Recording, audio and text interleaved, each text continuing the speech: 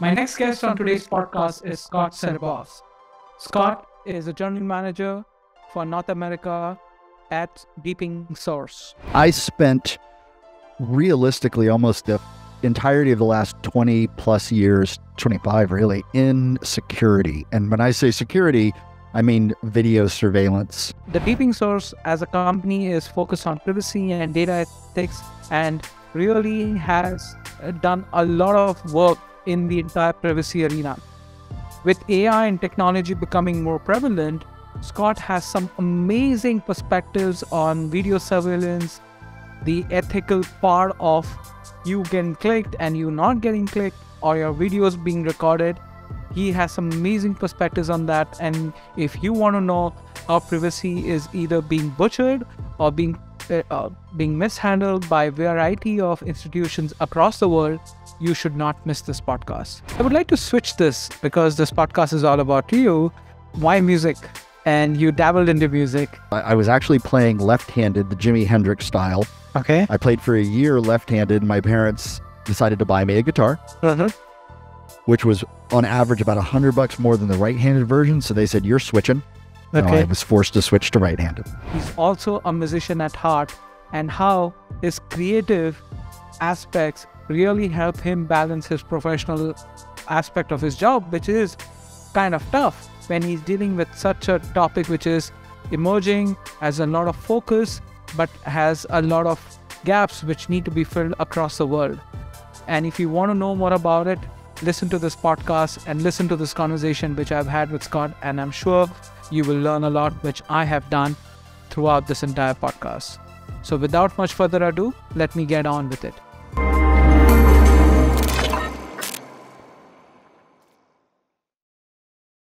Hi Scott, welcome to Masters Decoded Season 3. Really glad to have you on the show today.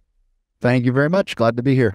Scott, and this podcast is going to be special, and, I would love to learn more from you because you are a podcaster yourself and you have a podcast, correct me if I'm wrong, it's The Privacy of Me, which focuses on the topics of AI, data ethics and all of that, but we'll double click on it. But I would first want to know, how did the podcasting journey start for you? Well, so, I'm old. And Okay. the podcasting stuff, it's interesting because I started listening to podcasts probably when everyone else did. Okay. And I discovered some during COVID, and I discovered some that I really, really, really loved. Sometimes it's you hear things and you're like, oh, it's just people bantering. But Rachel Maddow does a great series of historically investigative podcasts, and there's other ones that touch on topics that I happen to enjoy. And I've always wanted to do one. And it's funny, you struggle whenever you're podcasting it with the whole idea of, why does anyone care what I have to say? Yeah. I've been a musician my whole life. I've been Nice.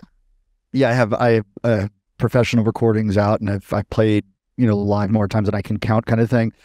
So I use the sort of, I wrote music no one cares about, so I may as well say things no one cares about.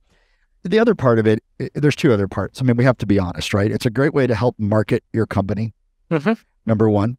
And number two, the topic on which Privacy of Me generally runs around, which is primarily AI. Round one is kind of ethics, and then it trails out from there, is also, I think, hugely important given where we are today. So you opened with the compliment on podcasting, but you've gotten me beat by probably 200 episodes. No, so if anyone takes notes, it'll be me. No, definitely it's not 200. Running close to 100 episodes, but yeah, it's been a fun journey, I would say. Like you, I also procrastinated for almost a year before I got started in 2020. Like, I used to take notes. I used to think about, okay, what equipments, how would people feel or hear my voice? I used to record, I don't know if you've done that, my own voice and feel, okay, does it sound fine? So it was a exploration journey. And one day I decided, hey, enough is enough. Let's just do it. We'll figure it out. So my first two podcasts, I remember, were like 2 to 5 minutes, and I just put it up, didn't even market it, didn't even share it. And that gave me a confidence. And I said, okay, now let's get guests. And that's how the entire journey started. Interestingly, the first 2 episodes, which I've never marketed, are the maximum listenership which I've seen. And, sometimes things work differently when you realize, and you just have to keep going and keep doing rather than thinking too much about it. But so that's interesting. You started with the podcast, which was on the topic which was of interest to you, which was privacy. And it's a very interesting name, Privacy of Me. Why privacy, and why privacy of me, which is more important? Like, why specific to you or an individual from a privacy topic? So does anyone like the sound of their own voice recorded? I know that. No. Exactly. It's very, very difficult to hear yourself. And, interestingly, what gave me the vocal confidence, I've done a lot of recording with other musicians, and one of them encouraged me to sing on one of her projects. And I don't believe I have a good voice, but her encouragement and constant saying, you have a nice sound to your voice, et cetera, kind of helped me figure, well, maybe it's okay. So let me go to your question. So the privacy of me. So I spent realistically almost the entirety of the last 20 plus years, 25 really, in security. And when I say security, I mean video surveillance security, which you can throw in access control and all sorts of perimeter detections and whatever. And so I have this whole background in security. As AI has become more prevalent and you start to see what is happening to privacy and data, and let me take a step back. So there are companies out in the world like Palantir, Voyager, which thankfully is bankrupt, is one of these, where these companies have used fake social media accounts to create. Have you ever? I assume you've played or heard of 6 Degrees of Kevin Bacon. Yeah. Well, it's the same concept, right? So I'll explain with an example. There was a drug dealer in San Diego who was a woman, equal rights, let's go. Who's a woman who no one had ever seen. She had just sort of kept herself off social media, whatever. And the long and the short of it is, the way that they were able to track her down was through the use of fake social media accounts from third parties like Voyager. They started friending people in her circle of really extended contacts. Eventually, they found one person who had posted one picture of her from a high school prom or something, and they used that to find out who she was, tried to apprehend her. She'd already fled the country at that point. But that got me thinking. Imagine you and I, either one of us, standing on our front porch talking to a police officer who's there because we happen to know someone. Or worse, we know someone who knows someone. And so I just met you and you just met me. And of course, neither one of us has this in our friend group, but we could be friends with someone who's friends with a really prominent terrorist or neo-Nazi or something sad. I don't want someone knocking on my door. I don't want guilt by association. Yeah. So Voyager got me thinking. And as I rolled into AI, knowing how facial rec works, knowing that you have to train AIs and all these other things, I realized, well, you look at places like ImageNet. Well, where did they get their pictures? Well, they scraped them off the internet over the last decade. They have arguably somewhere between 2 and 3 billion pictures. 50% of the US population has a photograph of them in a law enforcement database or a facial recognition database of some sort. Wow. I don't know about you. You come to the US all the time, so you get to be included in this. I don't recall giving anyone permission to use my face to train AI. And the problems with this, they go right to the core of this statement. I used to think, if I walk around in London, England, which at one point was the most surveilled city in the world. Yep. I'm not doing anything wrong. What do I care if they take my picture? That's not the right approach. It's just like the famous saying about all the guilty men who go free to protect one innocent person. There is no way to know what permission or lack thereof today will wind up doing tomorrow. Uh-huh. I have an extensive historical background. I spent the first 3 years of my work career running around the Eastern Seaboard. I was actually doing a combination of Holocaust lecturing and public relations. That's a bad way to put it, but I was explaining to people how photography can be used to set your view of a person. The scowling face versus the smiling face. Wow. And you have events in history, like in the early 1930s, as the Nazis came to power, they put out, you had to fill out an identity card, name, rank, serial number, ethnic origins, etc. And people, this is well known, people, they put their religious preference. German Jews considered themselves German and a whole bunch of other stuff. Jew was way at the bottom. How many people filled those things out innocently? Yeah. And then years later, someone knocked on their door and said, "You're 1/4 Jew, come with us." Yeah, I mean, what? So that's a very long answer, and I apologize for that. No, but the bottom line is this. So I happen to be a white Caucasian male. Yay for me. That means I had slightly more advantage than the next person, right? You are Indian. There are African Americans and Asians, etc.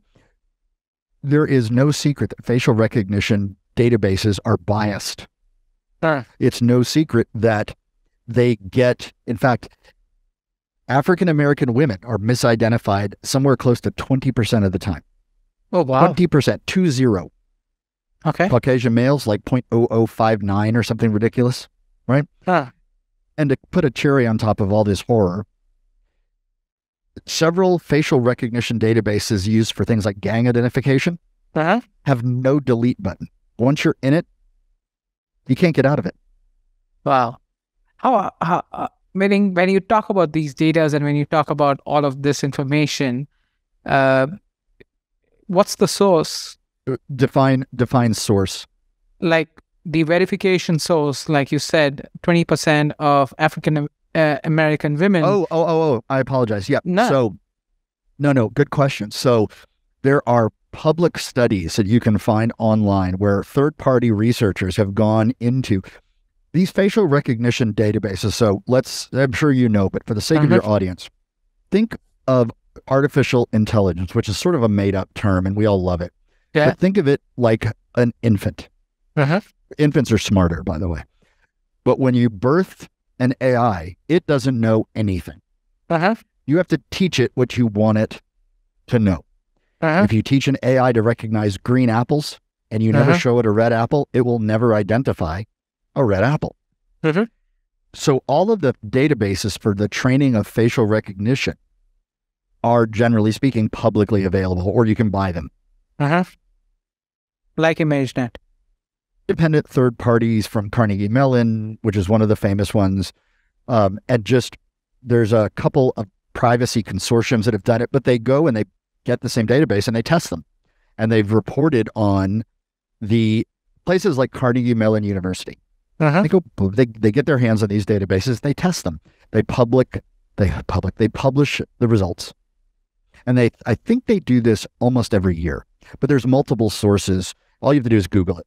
If you Google, bias in facial recognition databases. The interesting thing about bias is you have to understand when you're looking at anything, a picture, you have to categorize data. You cannot put a face in front of an AI without saying this is not just a face, an African-American woman, Indian male who happens to be bald, a Caucasian male who's damn close to being bald. You have to identify that. Yep. You have to label it. Yep. You have to label it, categorize it, right? So you have labeled and unlabeled, categorizing. Well, the bias of the people doing the categorizations plays a role. Yep. Every AI that you and I will ever deal with started out life being told what to do by a person or people, which means all those biases get baked in. And layer 2 of the bias is programmatic. If you and I are writing a program, a machine learning program, we have to make decisions about what it does. Those can be reflective of unknown personal bias. You add all those things together, we are all throwing ourselves at AI. Oh, it's this great thing. And let me be clear, there are wonderful things that AI can do. Yes. And will do. Yes. But do we really need to go running into it at 100 miles an hour when 50 miles an hour will get us there? Maybe we can be a little more considerate of what might happen. So, you bring up a very good point, and you mentioned this. So there's one which is, like you said, if you're roaming the streets of London and you're getting clicked, or if you're walking on the 7th Avenue of Manhattan and you're getting clicked, you would wonder, hey, I've not done anything wrong. I'm walking around. So there is that aspect of privacy which is being infringed without anybody's notice. And then there is the second part, which you touched upon, is the biasness of how the data gets processed. Now, where do you see governance needs to come in? Is it on both, or is it only in one area? Because both are harmful. It has to be both. You can't, this is a chicken and egg question. So let's just have both of them. So we need governance on how these pieces of data are collected. And sadly enough, it's really, I think it is admittedly something of a pipe dream, and you can never put a genie back in the bottle. So to some extent, I mean, we've had years of public photos, and not, interestingly enough, in the US, the legal system is not even caught up today on these issues. The other side of the governance, I think, is also equally important. We need to have stronger controls over what can be done with what. Let me give you an example. In the United States, in order for the police, I live in Texas, so any city agency, right? They can't surveil you and I, or hell, even me, without a warrant, right? Without a court order. So they can't take my picture, record my voice, but you know what they can do? They can buy my picture. They can legally buy my photo from a third party, even if they've been denied a search warrant for the same thing. Now, legally, that's a big fat red flag, but it's still open. So police departments spend literally millions of dollars across the country buying databases from Palantir and from ImageNet. That may just be looking for me. What about the other 8,000 people that are in that data set? You bring out a very good point about, like, I have global entry, and I when I walk into United States, I don't have to go through the customs. I just show my face. It automatically recognizes me. It's scary, right? And gives me a receipt and saying, you're good to go. Now, what happens if it errs? And that's where I always get worried. What happens if it errs? It's the processing error, or it's a labeling error where I get tagged for something else.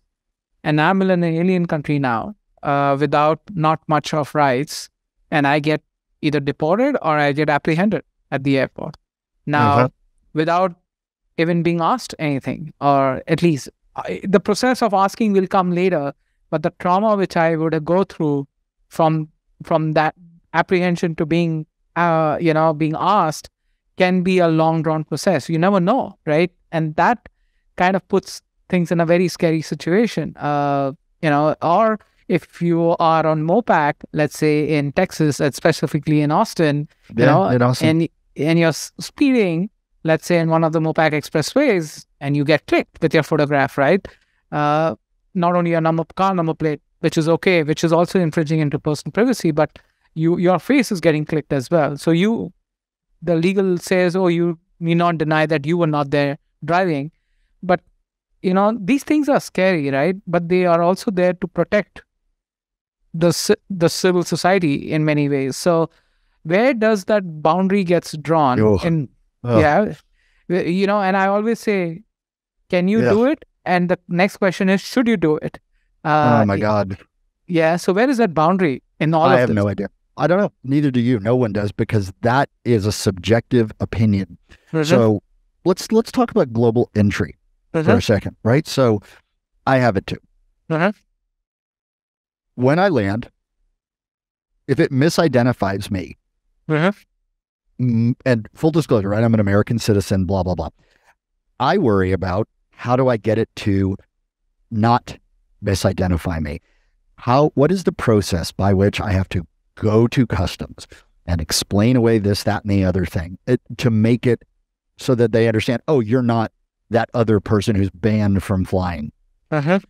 Because there is no easy mechanism to do that. And I have personal experience with this because I was denied global entry for a legal issue that I had when I was 17 years old or something. And even though it was a juvenile thing, it was adjudicated, it was supposed to be off records, etc., youthful indiscretion kind of thing. Nothing bad. But it was enough to keep me from getting global entry. It took months to clear it up. What happens if you're flying in from, Bangladesh or New Delhi or whatever, all across the world, China, and it sees your face? Now, you are Indian. And so if the AI is bad at identifying individuals from India because of the darker skin, the different shape of the face, whatever, what if it thinks you're a bad person? What the hell do you do? Yeah. Now, the other direction is, if I'm flying into anywhere, what happens if the government doesn't want me there, or worse, my type of people?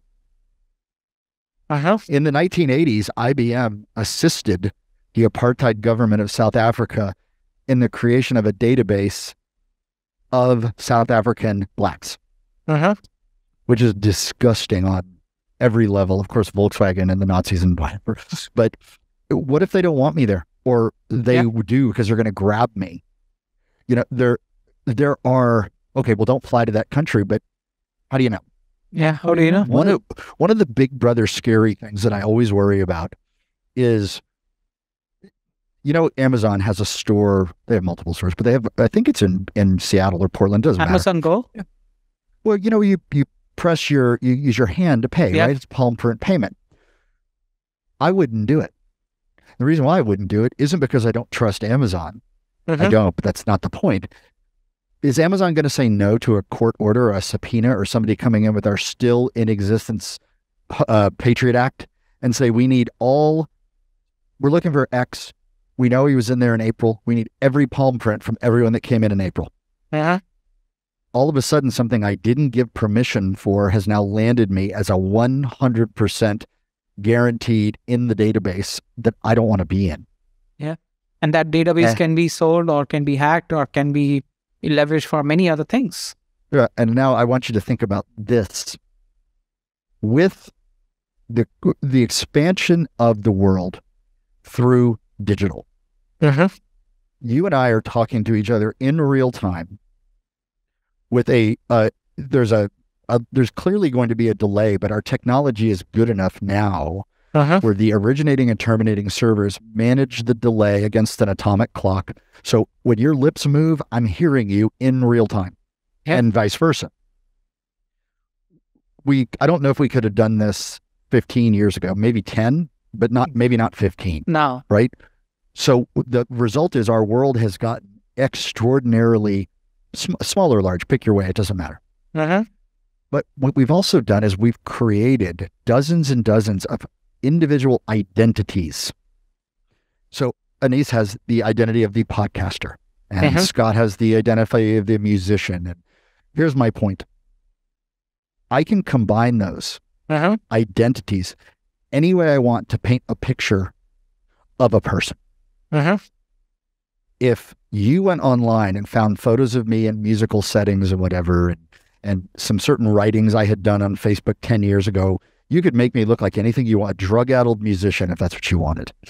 That's where it worries me the most, is because we don't control a lot of these identities, and it only takes a purposeful or accidental misidentification to throw us into a complete tizzy over, what do you mean I can't do this or have that or whatever? And then you add into that we talked about privacy. You started with that. If you give me enough data about another person, and I don't mean, when I say enough, 5 points of data, like Amazon buying habits and whatever, I can probably find out where they live and who they are, etc. Because it's so much out there. Yes. And so that to me is the scary part. Now, when while we are talking about companies and governing bodies, is there a need for an education or at least awareness in the consumers like you and I? You and I, we live in that industry. We see what's going on and how that data or our information can be leveraged or misused both at the same time for our benefit or our not so benefits. There's so many people just putting things out there naively without even realizing what they are doing, getting themselves. Now, people who are smart, like the drug addict, not the addict, the drug dealer example, which you gave, decided that they'll be completely off radar. But somehow they did come back. But let's say my children, our families, our friends are just letting it out there, right? We are all there. We think that our information is private, but it's not. It's all out there. So how do you strike a balance there or create awareness? Because that's a big challenge, because you and I, because we are in the industry, we can be aware of what we should be doing and what we should be worried about. But if I look at my mother, I don't think so she's aware of it or she knows about the challenges. So fantastic question. And I hope that your podcast and mine and anyone else's that does what we do deals with this, because education is the single most important part of this. Look, AI allows me to use my voice to type, and I have bad hands, and so it's been super helpful. But I know how it works. I know that every time you use ChatGPT, you're training ChatGPT for free, using whatever you tell it, whatever you type in, doesn't matter. Every time you do an image creation on Microsoft Designer, you're teaching it. That's why it asks you, is this what you wanted? Is this close? Is this not close? But if everyone understood what AI was and is and how it was created, at least we would all be walking into the future with our eyes open. We'd recognize what we were doing and where we were going. Right now, we're not. We used to, in the security industry, giggle about what we call the CSI effect. People would say, well, can't you take a tiny drop of blood and pick out the killer in Bonn, Germany? I mean, just ridiculous stuff, right? Or the Minority Report, Tom Cruise, with the TV screens and the future and all that. But it was real because people didn't know. They didn't know any better. They don't understand things like, in order for my company to do what we do, we need a server that has 8 NVIDIA GPUs in it for all of the intensive math that has to be done in the background. We have to educate people. Whether it's, when I was at high school, which was, when dinosaurs roamed the earth, we had home economics. Well, maybe we need a computer course that is kind of like, how computers work, something really basic that just explains to people, this is what you see as magic really is this. And I hope that most people are quick enough, lazy is a different discussion, to understand if you start laying it out for them. Oh, so this is how it works. And then they can have the light bulb go off on, oh crap, that may not be great. It's got to be education. And just pivoting a little bit, because you've been in this industry for 2 decades now. You've seen video surveillance transform being human-driven to now machine-driven. These issues which we are talking about, people being mistagged or, incorrectly managed in the way their surveillance is being reported, video surveillance has been there. But the only difference is the scale it has reached and the misinformation or the biasness. Because when people were manually doing surveillance, like people actually watching reams of videos or watching live, there was a little bit human judgment, which which was wrong also. It's not always 100%, but there was a maker checker, and there was less of false positives. I would use that word. But today the number of false positives are also very high. So do you think is technology just that video surveillance, which was a good thing, has now converted into being a bad thing in many No. ways? No, I don't think it is necessarily yet converted into a bad thing because it's a tool, just like firearms and knives and fire and whatever are tools. So what is a decision? What is a human decision, if not a collection of experiences that gives us an idea of the answer? So it is paralyzingly hot in New Delhi in the summer, right? Yes, it is. If a person walked into a crowded marketplace wearing a giant black duster and with a big backpack on, right? Yep. Best of luck with that. You might think that there's something weird because it stands out as abnormal. Yeah. Right? We as humans, we look for the things that stand out. What doesn't belong? That's how I've taught my kids for situational awareness. What doesn't belong here? Yeah. Right? Now, again, education. How does an AI make a decision? AI does the same thing that NTP, Network Time Protocol, did. It is, in NTP, it's called a confidence level. AI might call it the same thing. No AI is telling you with certainty something is. It's telling you as a percentage. You may not see it. Yeah. But how does Chat GPT work? It's predictive because based on everything it knows, if you say see spot, Chat GPT is going to guess the next word is run. Because 87.42% of the time, that's the next word. If you put jump, it will add that in. And as the percentage goes up, and where AI starts to get really good is you have C-spot run in a giant paragraph. That means there's lots of predictive information. It'll get it right more often than if it's just 2 words. C-spot line, right? It's a confidence level. AI is so much better than we are at this for 2 reasons. It can see everything that's ever happened all at once, and it can compare everything, neither of which we're very good at. Humans can't stare at video for very long before their eyes glaze over and they just start missing the most basic things. AI doesn't suffer from that. But what AI doesn't do is what we do really well, and I'll try to explain it like this. Can AI write a love song? It can. Has AI, well, hold on. Can it? Has an AI ever had its heart broken? No. Has an AI ever won the lottery? No. Has an AI ever stood over its newborn son and then 15 years later watching him play football or soccer or whatever your sport of choice is, right? AI hasn't, so I would argue it can't. Now, of course it can, strictly speaking, right? What's your favorite piece of music? That. You have a song?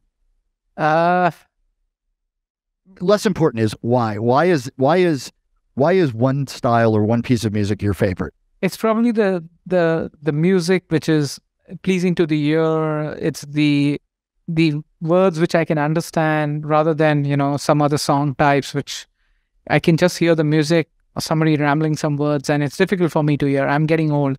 So I would love to hear music which I can at least understand the essence of what the musician is trying to tell or the artist is trying to tell or express. Okay. I don't know about you, but I know when I was young, when you broke up with a girlfriend or a boyfriend or whatever, every song on the radio had something to do with it, right? Yes. It was like magic. Yeah. Open Arms from Journey would come on and blah, blah, blah. The thing that AI can't do is that. It can't express emotion in an artistic format, which in my mind means it can't deal with subtlety and nuance and intuition and instinct. Not yet. Not yet. It'll get there, at least as far as visual is concerned. It'll get there. And I'm not sure that anyone could properly define the nuance I'm talking about. Right? I'm mostly what's called symphonic metal guy, but I go all over the map and I do really enjoy classical. My favorite classical piece is somewhat stereotypically Gustav Holst, The Planets. Okay. And the reason, have you ever heard it? Have you ever heard it? No, I haven't. Okay. He wrote a symphony where every passage of the symphony is a planet. So Mars, Venus, Earth, right? Very interesting. Roman god. right? So Okay. Mars, bringer of war, Venus, bringer of love. You get the idea. And they're all perfect. The Mars is real martial and done kind of thing, right? Mhm. Star Wars in Darth Vader. And then Venus, the bringer of love, is all cute and it's perfect. It is the musical embodiment of what I visualize Aphrodite looking like. Okay. Venus in the Roman case. AI can't do that yet, I don't think. Okay. So when you look at video surveillance, to trail way back, when you look at video surveillance, AI can only tell you, for example, there's a 82% chance that that person is carrying an AR-15. Mhm. A human today can probably look at it and say, oh yeah, that's an AR-15, which is why your verification trail would be AI identification, human verification, or non-verification, right? I'd rather make the mistake and say it's a gun and act accordingly and then say, nope, that's a broom handle. It's all good. Yeah. Right. Or even where it's an AR-15, but it's got an orange barrel, which means it's a Dummy. it's fake. It's a dummy thing. Or it's a Nerf gun that looks just like an AR-15. Mhm. And you have a human that's doing the verifying because there are subtleties there, right? That maybe the AI can't get yet. So not yet. Where I struggle is, morally speaking, where I struggle Mhm. is, where is that line between, let me put it another way, what price am I willing to pay for safety? Yeah. I There's don't blame, there is none. Well, I have kids. I didn't ask you if you had kids as well. Yeah, I do. Okay, so if you and I were the last two families on Earth and there was one sandwich, you would do everything to make sure your kids got it just like I would. Yeah. Nobody argues that point. If you lived in Germany in 1930, you gave up the freedom of the press for food. I'd have done it too. Mhm. Where do you draw the line and say, you know what?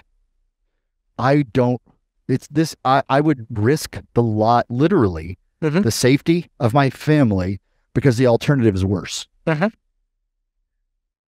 I like the idea of having a doorbell camera. I Mhm. don't like the idea of the police being able to access those cameras without permission. Yeah. Like they did with Amazon Ring. Yeah. Because I don't want my kids or yours to grow up in a police state. Mhm. So that's such an individual question. You can't go all the way. If you take every protection away, Mhm. then what you have is a lawless society. And I'm good with law. I like law. Yeah. Laws are important. But you asked about governance. Maybe what we truly need is some sort of up-level governing body that can, much like an FDA, a Food and Drug Administration, for those who don't know, who sort of looks at all of this and guardrails it for us. That's nice. Right now, someone is out there in the world writing a machine learning program that is neo-Nazi. Uh-huh. We can't stop it. There are already neo-Nazi video games out the wazoo, right? Yeah. That's just physically disgusting. Yeah, and it's But unfortunate. there's no law against it. Yeah. There's literally no law against it. Right. You live in a part of what part of India are you in? In Mumbai. How far is that from the Pakistani border? It's far, but by water, it's very near. Okay. That's what happened. I don't want to talk about the geopolitical issues, but yeah, that's why India got attacked and Mumbai got attacked, because we had these exigencies coming in from the water from the neighboring country, and we don't know whether it was Pakistan or somewhere else, but the press will tell you everything. But they came through water and they had people getting killed because they were roaming around with arms in the streets of Mumbai and killing people. Happened to us. And because where you live is unfortunately, like the Middle East, a bit of a powder keg. Yeah. What happens when deep fakes are used to stoke those tensions, to make them worse? What happens next year when we're having a presidential election? Mm-hmm. And there's a video comes out of President Biden, kissing a a young boy or something sick, there's going to be a segment of the incredibly purposefully unintelligent American population who just buys it. Yes. We need a governing body. We need specialized protection. I have talked about using blockchain verification in video to assure the provenance of the video. You and I can't help people who are going to say, oh, it's fake, and you prove it. And they say, well, then the proof is fake. They're lost causes. But we should be, and we're not. So what the hell are we going to do when these deep fake videos and photographs and all the rest, the Pope in the white puffy jacket, which I will remember until the day I die, become, what do we do when that's prevalent? It's unfortunate that, I always give this reference, like you also gave a reference like of firearms and knives and fire. I give a reference of a same situation that you take a syringe and you give it to a doctor and you give it to a terrorist. It's a tool. One can save life and the same tool can kill somebody. Agreed. And 100% right. Everything like this is a tool, though. And the application of tools. Look, I enjoy going to rifle ranges and shooting guns. I like it. Strangely enough, I find it very, very relaxing. It's probably because you're responsible for so much destructive power, and it's fun to see if you can hit the little tiny circle that's 100 yards away. But I have there's no doubt in my mind that I would never, ever want to shoot another person. Every part of me says that's bad. And in fact, that's how most people, thankfully, are. But it's a tool. Yes, it is a tool. It is a tool. I can kill you with a shovel. I can also dig a hole in the ground or dig a water well, right? And I know it's a trope, and I understand that. But the bottom line is everything we have in our lives is a tool. We could actually use a podcast tool, to try and see someone kill themselves. People have done it.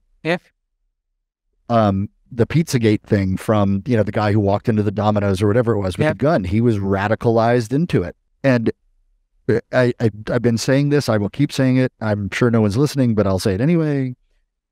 We saw what happened with Facebook, etc., all of which started out innocently and humor. I mean, Zuckerberg wanted to meet girls. Let's remember that Facebook started out as a way to rate women. At Yale or wherever he was, Harvard, doesn't matter. Harvard. Thank you. It started out as a college kid wanting to meet girls and get a date. There's no way he sat in his dorm room and said, I'm going to affect a presidential election in 15 years.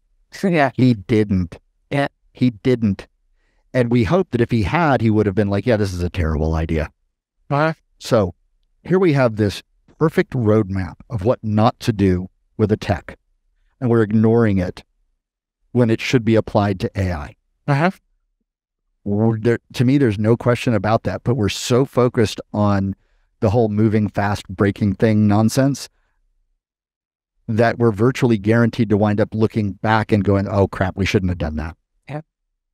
And this methodology of going fast and breaking things, unfortunately, have not been taken out of the systems where those have been broken so that somebody can relook and fix them, or even completely delete them, as the word you use.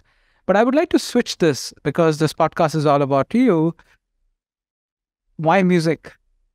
And you dabbled into music, and you said you sang a song. Okay, so we can go light. So look, I, like Mark Zuckerberg, wanted to meet girls. So you said why music? So we'll go a little lighthearted here for the listeners. So sure. I am, as I said, I am a Caucasian male. I am 54 years old. I am 5'10" and relatively average. So when I was young, I went to a bar mitzvah of all things. And there was an air guitar contest going on. Air guitar. In bar mitzvah. In the bar mitzvah, the DJ had his shtick, and it was an air guitar contest, which I won. And the way that the little girls treated me, I thought, well, I know rock stars get girls. If I could do it in air guitar, I can definitely do it with a real guitar. So I begged my parents. I was actually playing left-handed, the Jimi Hendrix style. I played for a year left-handed, and my parents decided to buy me a guitar, which was on average about $100 more than the right-handed version. So they said, you're switching. So Okay. I was forced to switch to right-handed. Okay. But all along as I was walking to the forum, a funny thing happened. I realized I really enjoyed the music, and I became less interested in the let's meet chicks and more interested in the, oh, this is really The fun. art of music. Yeah. The art of it itself. Now, I will say this without any I'm not bragging. I think I'm good at it. And if I am or not, it's art. All artists want one of two things. You like it or you hate it. Just don't have no opinion, right? I need you to have some response to it. So I've been lucky. I've had great support in my musical journey. I've been recorded. I've played with people. All the bands I listened to as a teenager and in early 20s and the 80s, I've played with or opened for. Oh, nice. During the, I played on stage with one of the guitar players from Y&T as a supporting guitar player for his band. It's been fun, right? And it allowed me to fulfill a whole lot of childhood dreams. And it is a creative release. The ability to sit in a room and create music is a release. It's like everyone has to have a hobby. That one's mine. Yeah. So that's the answer. And you are dealing with so much of, in like the last 45 minutes, we've spoken a lot about things which are not going right in the world using data and tech. And like you said, music allows you to have that creative release or, just have and balance your mental well-being and emotional well-being at the same time, right? So do you play on 6th Street? Have you had gigs on 6th Street? Yes. Way back when I was in college, I played live on 6th Street. When I left college, I didn't really play for 20 or so years. And when I got back into it, I played all over Dallas. Okay. Opened for and if I said this, forgive me, but all of the bands that I loved as a kid. Opened for all of them. We even did a side show for Journey and REO Speedwagon or Def Leppard, I can't remember. A side stage show at what used to be Fair Park in Dallas. I don't know what the heck they call it today. But I got unbelievably lucky. My musical renaissance happened between 40 and 54. Wow. That's amazing at that age. Recording a guitar collection, building a home studio, performing live, going to the NAMM show, which is the National Association of Music Merchants show, as an artist and as a manufacturer's representative for a guitar company, Aristides Guitars. All of that happened between 40 and 54. That's beautiful. And it really is. And I was telling the students when I was meeting them today, right? Many of us, we forget our passions as we get into corporate life. And, work takes on, life takes on. We forget these passions. And somewhere there is a linkage between our passions and our job and our choices, which we make in our careers as well. And that defines us. But we often forget that. What got you back to that age of 40 that, hey, I want to get back to music? And that's something which I would love to know. Oh my gosh. Let's see if we can figure it out, because I don't know if I have a direct answer. I never wasn't a guitar player. I would take out the guitar and I would play it and I'd have fun with it, but I don't know why. One day I turned to my wife and I said, I think I want to try to find a band just for fun. And she said, yes, and go for it. And there's a band dating site called Band Mix. Okay. You put up a profile and other people go, oh, let's talk to this guy about playing in our band. I had a couple of responses and they were awful. And I was just about to give up. And a guy named Jody Rummel, who had this silly little cover band called Steel Machine in Plano, Texas, suburb of Dallas, reached out and he sent me the list of songs to play. And it was all the classic rock, Van Halen and Black Sabbath and Rat and this, that, and the Iron Maiden and whatever. And I went to play. And 2 songs in, he looked at me and said, do you want the part? Do you want the gig? We meshed perfectly. Okay. We both got recruited into an originals band. The singer of that band grabbed me and said, I want you to come play. And I wanted to stay with you, but I always wanted to do originals. I never liked the idea of playing other people's music. And unbeknownst to me, he was also recruiting Jody. So we wound up going to this band called Legacy. Okay. And then to continue the beauty of your comment, we went into Legacy, and then Jody had to move out of the state. He brought in another guy named Chris Siggins, and I played with the same core group of guys for 7 years. And it was no drama. Everyone had gas money. All the tropes, none of those existed. And we all really liked each other as musicians. Created some really good, fun, enjoyable to play music. Might have also been, and you made a comment, we forget our passions. Well, if you are listening to this podcast, or you're talking to Anise, or you're talking to me, or who, it doesn't matter. I don't care how enmeshed you are, unless you're doing what you're passionate about for work, which is unbelievably cool. Do something that has passion as a motivation, because they are intertwined. So what I do today, I'm sitting in this studio, but I do videos and I do podcasting and I create marketing materials. In other words, I create art. I've even written theme music for things that I've done. So it might be that at about the time I was getting back into music, I was also heavily involved in creating the market presence for the company I was with at the time. So that creativity probably stoked a fire of creativity that said, we need music to be a part of this, because that's where your true creative passion lies. My wife has always wanted me to write, and she thinks I think I'm a pretty good writer, but it doesn't move me the same way that music does. I speak with notes, not words. So as you asked me the question, I was thinking about it. I think the direct answer is what I was doing in my 9-to-5 earn money job, so to speak, although you and I have never had 9-to-5 jobs. No. What I was doing to earn money pushed the creativity button that drove me back into music. And, kind of going back into the tech space, now you hear ChatGPT writing songs or writing poems or, doing variety of cool stuff. And you were talking that, you've been part of the band, which was all originals. How do you feel about that?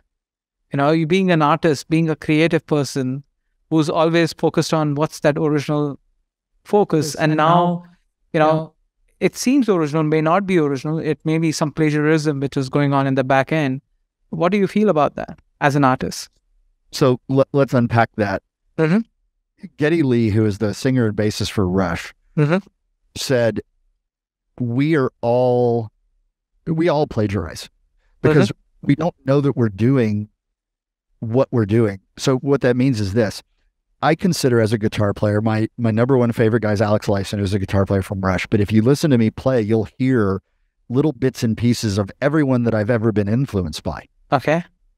So fundamentally speaking, I'm stealing little bits of all my influences every time I write. I just don't know I'm doing it.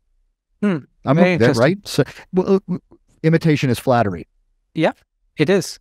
I wrote a song called Lifeson's Chord, which is it's dedicated to Alex Lifeson, and it uses a chord he's famous for, the Lifeson chord, F sharp thing. That's not important, but I used it on purpose because it is his.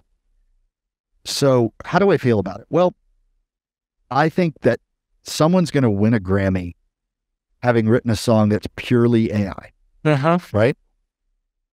And I am okay with that, because if I know it's an AI created piece of music, well, why is that art any different than art I create? It's one thing if you steal it. So if I say to ChatGPT, if I say to ChatGPT for music, write me a song in the style of Edward Van Halen, and it has only ever heard Edward Van Halen. I owe his estate royalties, in my opinion, because it's only in now. But if I have allotted to listen to every guitar player in the history of the instrument for whom there is recorded music, then I say, write a song. And it uses all of those influences. It's doing the same thing I would do. And as long as we could identify that music as created by AI, okay. I wonder, are we heading towards a world where you have that made in the USA, made in India, made in China, and there's for some reason there can be a better price on one versus the other. Yeah. Are we heading for a world where we have this song was written by a human being a premium product, and this song was written by AI being the basic product, the standard? That's a very interesting thought. Yeah. I don't have the answer, which one is going to be better, but premiumization is going to be critical. And yeah, meaning you just said something and it will take some time to think about it, but no, that's a wonderful thought. And you're right. Maybe we are moving in that direction, which is going to differentiate us versus technology more so than anything else. Well, does it matter to you if you heard a great pop song? Right, you were dancing, you're jumping up and down, it's instrumental, you loved it. It resonated with you, and then I said, "Yeah, my computer wrote it." Would you care? No, I don't care. And in fact, I'll take a parallel example. Today, I don't know if you've dabbled your hands in Midjourney or Leonardo.ai or any of these platforms, and you see some of the artwork there. It's so beautiful. I've created some artwork and I'm proud of that. It's so beautiful. Now, in my wildest dreams, if I had taken a paint and brush, would I have ever done that? The answer is no. But it does appeal a lot of the creative aspect. It helps me. I'll just use the Midjourney example in this case because I'm spending a lot of time and energy on this.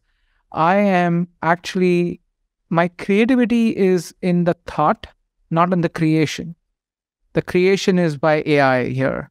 My creativity is in the thought and the prompts which I'm giving, right? Like, what can I imagine? And something so profound. And I can keep refining it till my thoughts become actually what I see live, right? It's almost like dreams. We all dream. Some are real and some are not. Many of them are not. 99% of them are not. It's almost like you're daydreaming on a computer, on a machine, and it's actually making those dreams live in front of you. So, that's what I see it as something which is helping me get that creative juices flowing as I am able to really leverage it to my best needs. So think about this, and I happen to agree with you, but think about this. So first of all, you have a creative mind, but you lack the ability to translate what your brain is seeing through your hands. Yeah. Does that matter? And here's what I want you to, here's the example I want to give you. You can chew on this. So there is a guy called Jason Becker. Jason Becker was a part of a band called Cacophony in the early 80s. Not important. What is important, he's an unbelievably brilliant guitarist. I mean, just once in a generation. Okay. He was stricken with a degenerative, I believe, neuromuscular condition where he lost the ability to play the guitar among many other basic functions. Wow. But you know what? He didn't lose his mind. So he came out with an album 2 or 3 years ago. You might be thinking, well, how did he play? He didn't play. He wrote it. He had other people play it. Wow. Is it any less him, etc., because he didn't actually play the notes? No. No. If I write, and I've written symphonic music, and if I write symphonic music using what are called virtual instruments, is it any less compositionally wonderful because I didn't play the violin? No. Sorry, no. If you hired an orchestra to play what you wrote, there is no difference between that and using a virtual orchestra, to play the notes that you wrote. It's not. Doesn't mean the music's good or bad. But I've never bought into this whole idea of, if you're not doing it in the perfect old-fashioned way, you're faking it. No, you're not. It's just silly. I mean, it's just, no. The bottom line is, what appeals to you and what appeals to me belongs to us. If you don't like it, that's totally cool. Yeah. But it's okay if this art you created with Midjourney is just as artistic as if you had done it with crayons or paint. Yeah, and it's working reverse for me. Recently, I've realized I can do finger painting. Now, nice. That thought and that only creative aspect has come out is because I have actually been able to dabble my hands and really get my creative juices flowing through Midjourney again. So, you know, people will talk negative too much about it, but I have so much of positive flair. At least maybe I'm biased because of the use of tech. I'll take the bias. It's a healthy bias. Yes. So I believe it's helping me. So, and people who are listening should, not think about it negatively. Like we discussed, it's a tool. Use it positively, it will help you positively. If you use it negatively or with malintentions, it will do its own accord, right? What it has to do. But nevertheless.